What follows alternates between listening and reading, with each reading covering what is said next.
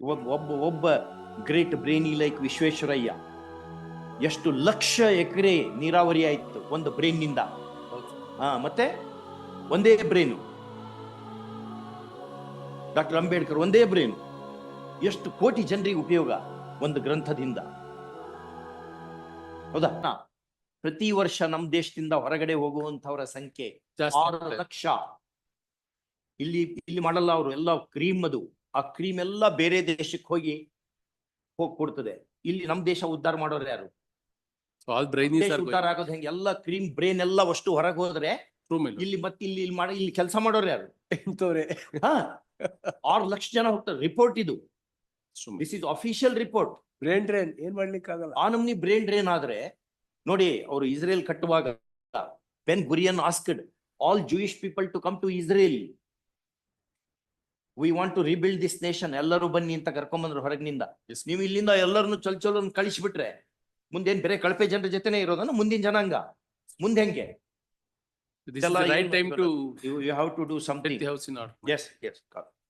Brain drain ಆಗ್ತಾ ಇದೆ ದೇಶದಲ್ಲಿ. ಎಲ್ಲ ನಮ್ ಫರ್ಟಿಲಿಟಿ ಅಷ್ಟನ್ನು ಬೇರೆ ದೇಶಕ್ಕೆ ಕೊಟ್ಟು ಬಿಟ್ರೆ ಮುಂದೆ ನಾವೇನ್ ಮಾಡ್ಬೇಕಿಲ್ಲಿ? ಒಬ್ಬ ಗ್ರೇಟ್ ಬ್ರೇನಿ ಲೈಕ್ ವಿಶ್ವೇಶ್ವರಯ್ಯ ಎಷ್ಟು ಲಕ್ಷ ಎಕರೆ ನೀರಾವರಿ ಆಯ್ತು ಒಂದು ಬ್ರೇನ್ ನಿಂದ. ಮತ್ತೆ ಒಂದೇ ಬ್ರೇನು. ಡಾಕ್ಟರ್ ಅಂಬೇಡ್ಕರ್ ಒಂದೇ ಬ್ರೇನು. ಎಷ್ಟು ಕೋಟಿ ಜನರಿಗೆ ಉಪಯೋಗ ಒಂದು ಗ್ರಂಥದಿಂದ. ಹೌದಾ? ಅಂತವ್ರನ್ನೆಲ್ಲ ನೀವು ಅವ್ರು ಸಪೋಸ್ ಅಂಬೇಡ್ಕರ್ ಜಿ ಅಲ್ಲೇ ಅಮೆರಿಕದಾಗ ಇದ್ದು ಬಿಟ್ಟಿದ್ರೆ ಅವ್ರಿಗೆ ಬೇಕಾದಷ್ಟು ಆಫರ್ ಇತ್ತು ಅಲ್ಲಿರ್ಲಿಕ್ಕೆ. ಬಿಟ್ಟು ಬಂದ್ರು ದೇಶಕ್ಕೆ. My heart bleeds for India ಅಂತ ಹೇಳಿದ್ರು. He came, otherwise he would have been a professor in Columbia University. ಅವರೆಲ್ಲ ಇಲ್ಲಿ ಬಂದು ಮಾಡಿದ್ದಕ್ಕೆ ದೇಶ ಉಳ್ಕೊಂಡಿದೆ, ಸಮಾಜ ಹಂಗಾಗಿ ಉಳ್ಕೊಳ್ತದೆ. ಎಲ್ಲದನ್ನು ಮಾರ್ಕೊಂಡು ಸಿಕ್ಕ ಸಗಣಿ ಎಲ್ಲ ಮಾರ್ಕೋಬೇಕು ಅಂತ ಹೊಂಟು ಬಿಟ್ರೆ ಮುಂದೆ ಏನ್ ಮಾಡ್ಬೇಕು? ನಮ್ಮ ಮಕ್ಕಳೆಲ್ಲ ಎಷ್ಟು ಜನರು ಸೂಸೈಡ್ ಮಾಡ್ಕೋತಾರೆ. ಹೆಂಗ ಆಗ್ತಾ ಇದೆ? ಹಂಗೆಲ್ಲ ಆಗ್ಬಾರ್ದು. ನೀವು ಅದನ್ನೆಲ್ಲ ನೀವು ಕೆಟ್ಟ ಜನರನ್ನೆಲ್ಲ ನೀವು you have to weed out. At least ಒಂದು 50% ಜನರಾದ್ರು, ಇನ್ನು ಉಳಿದು 50% ಜನರಾದ್ರು ಅಪಾಯಿಂಟ್ಮೆಂಟ್ ಸರಿ ಆಗ್ಬೇಕಲ್ಲ, ದುಡ್ಡು ಇಲ್ದಂಗೆ. ಯಾಕೆ ಹಿಂಗ ಆಗ್ತಾ ಇದೆ? ನಾವು ಈ ಫೋರಂ ನಿಂದ ಹೆಚ್ಚು ಮಾತಾಡ್ಲಿಕ್ಕೆ ಬರಲ್ಲ, ಕಷ್ಟ. ಈ ಫೋರಂ ನಿಂದ ಇಷ್ಟೇ ಮಾತಾಡ್ಲಿಕ್ಕೆ ಆಗ್ತದೆ. ಓಕೆ, ಬೇರೆ ಫೋರಂ ನಲ್ಲಿಯೂ ಡಿಸ್ಕಷನ್ ಆಗ್ತಿರ್ತದೆ. ಹೌದು ಸರ್. ಆಗ್ತಿರ್ತದೆ. ಅದಕ್ಕೆ ಹಂಗೆಲ್ಲ ಮಾಡ್ಕೋಬಾರ್ದು ಸರ್. ಮಾಡ್ಬೇಕು. ಒಂದು ಮನೆಯಲ್ಲಿ ಒಬ್ಬಗೆ ಸರ್ಕಾರಿ ನೌಕರಿ ಆದ್ರೆ ಆ ಮನೆ ಉದ್ಧಾರ ಆಗ್ತದೆ. ಮನೆ ಉದ್ಧಾರ ಅದನ್ನ ತಿಳ್ಕೊಬೇಕು. ಖಂಡಿತ ಸರ್. ಬಡವರಾಗಿ ಇರೋದು ಇವರೆಲ್ಲ ಮಾಡ್ಕೊಂಡು ಮಜಾ ಮಾಡೋರು. ಆಮೇಲೆ ಬೇರೆ ದುಡ್ಡಿದ್ದವ್ರಿಗೆ ನೀವು ಕೊಡಂಗಿದ್ರೆ ಹಾಗಾದ್ರೆ ನಮ್ ಕಾನ್ಸ್ಟಿಟ್ಯೂಷನ್ ಯಾಕಬೇಕು? ಕಾನ್ಸ್ಟಿಟ್ಯೂಷನ್ ಬೇಡ ನಮಗೆ. ಎಲ್ಲರೂ ಬದುಕಬೇಕು, ಸಹಬಾಳ್ವೆಯನ್ನು ಉಂಟು ಮಾಡುವಂತ ಕಾನ್ಸ್ಟಿಟ್ಯೂಷನ್ ಇದು. ಬರೇ ರಿಚ್ ಪೀಪಲ್ ಅಷ್ಟೇ ಮಾಡಿ. We are not against rich people. Richness is A virtue. ಆದ್ರೆ ಬಡವರು ಇದ್ದಾರೆ ಇಲ್ಲಿ. ಏನಂತ ಹೇಳಿದ್ರು ಇವರು ನಿಸಾರ್ ಅಹ್ಮದ್ ಅವರು?